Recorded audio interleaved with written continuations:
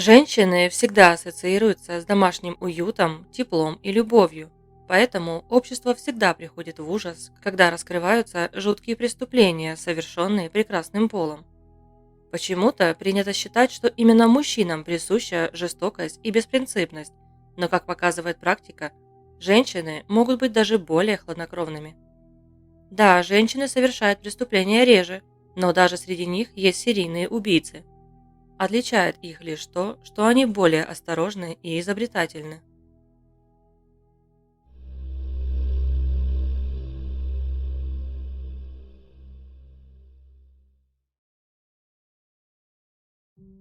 Графиня Элизабет Баттери родилась в Венгрии в 1560 году.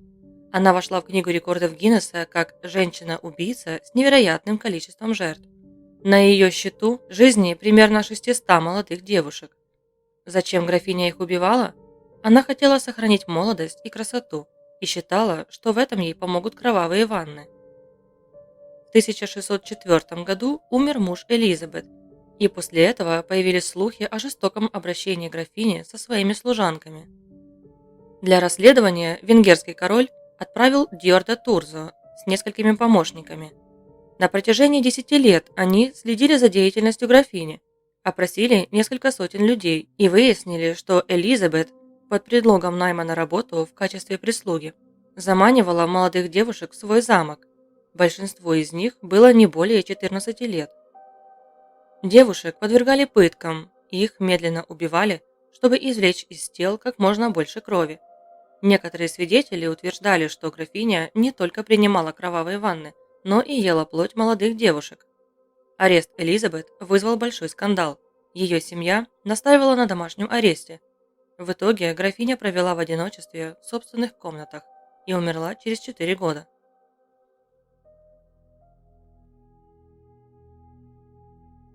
Белль Ганнес за свои преступления получила прозвище «Леди Синяя Борода». В 1881 году она эмигрировала из Норвегии в Америку, штат Чикаго.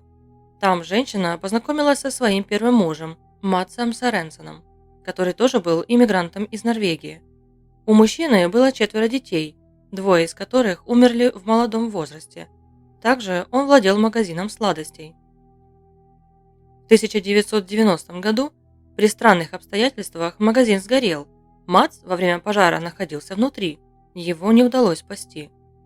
Белль получила выплату от страховой компании и купила на эти деньги ферму в Лапорте, штат Индиана. Вскоре она снова вышла замуж за Питера Ганнеса, у которого было 2 дочерей. Младшая девочка умерла по неизвестной причине, а потом не стало и Питера. Старшую девочку Белль якобы отправила на учебу, но она пропала без вести. Следующих мужей женщина искала через газету. Она публиковала объявления в колонке знакомств. Сколько на самом деле было жертв, неизвестно. Во время следствия на ферме было найдено более 10 тел, но пропавших без вести мужчин было гораздо больше. Англичанку Мэри Энн Коттон осудили за убийство своего пасынка, которого она отравила мышьяком. Также женщина подозревалась в убийстве 3 своих мужей с целью получения страховой выплаты. Все они умерли от загадочной болезни кишечника. Мэри Энн была замужем 4 раза. Ее 3-му мужу удалось спасти. Он выгнал жену, когда узнал, что у нее много долгов. Мэри Энн родила 13 детей, 11 из которых не стало в юном возрасте. Перед смертью все страдали от сильных болей в животе. При таких же обстоятельствах ушла из жизни и мать Мэри Энн. При расследовании загадочных смертей выяснилось, что женщина отравила своих жертв. Ее приговорили к смертной казни. Жительница Португалии Луиза де Хесус, чтобы решить свои финансовые проблемы, решила заработать на усыновлении детей. В то время, а это был 18 век, государство выплачивало хорошие деньги приемным родителям, а также предоставляло колыбель и полметра толстой хлопчатобумажной ткани. Поскольку Луизу интересовали только деньги, от детей она быстро избавлялась путем удушения и хоронила их недалеко от дома. Она погубила более 30 младенцев. Луизу казнили в 1722 году. Она стала последней женщиной-преступницей, которую подвергли смертной казни в Португалии.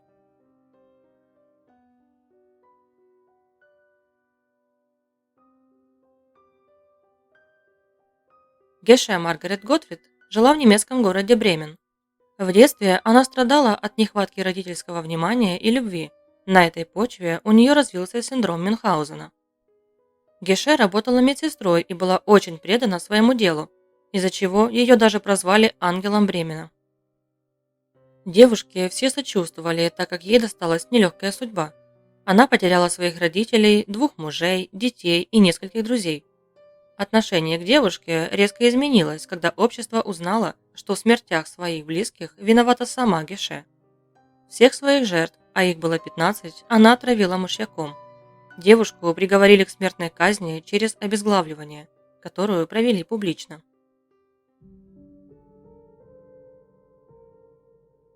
Француженка Элен Жегадо работала в семьях горничной и кухаркой. В домах, в которых она работала, начали умирать люди. Причины тому были неизвестны.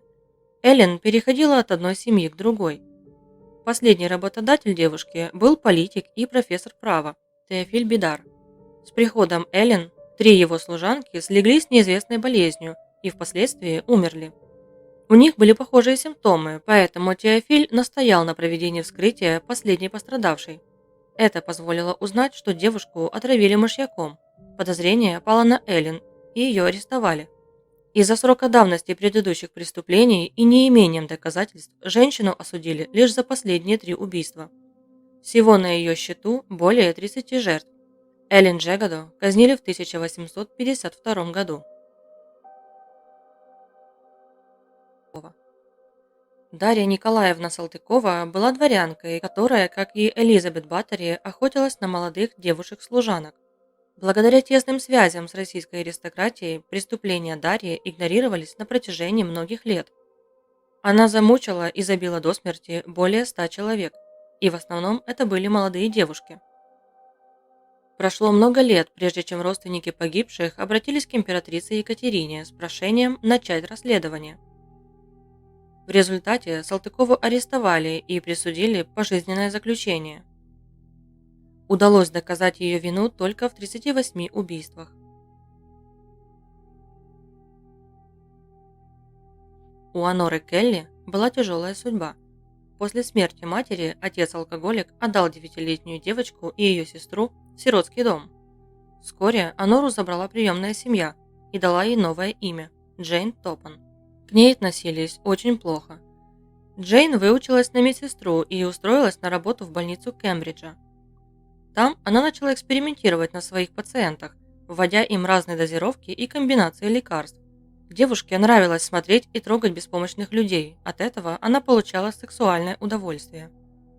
Вскоре эксперименты Джейн вышли за пределы больницы, она начала расправляться со всеми, кто был с ней недружелюбен. Девушка уводила смертельные инъекции на протяжении 6 лет, пока в 1901 году не попала под подозрение. После расследования вина Джейн подтвердилась.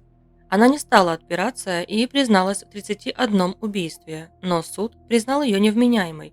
Джейн поместили в психиатрическую лечебницу, где она провела остаток своих дней. Дженнин Энн Джонс работала медсестрой в детском отделении.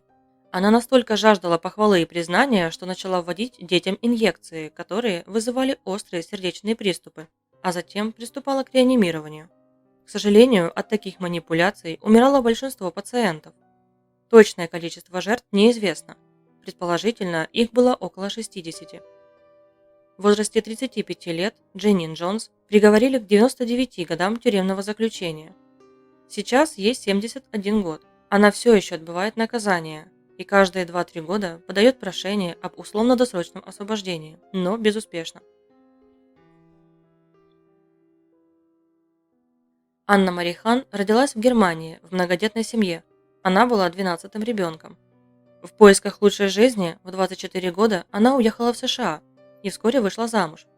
Анна работала сиделкой и ухаживала за пожилыми мужчинами, но после ее прихода подопечные внезапно умирали. Некоторые мужчины оставляли девушке наследство, а некоторых она обворовывала еще при жизни. после пятой жертвы полиция решила провести расследование в отношении причастности Анны к смертям пожилых мужчин. Несколько тел даже пришлось эксгумировать. Оказалось, что Анна травила своих подопечных. Ее казнили на электрическом стуле в 1938 году. Она стала первой женщиной в истории Огайо, которая понесла такое наказание. Напишите в комментариях, какая из историй заинтересовала вас больше всего. Я сделаю о ней отдельное видео.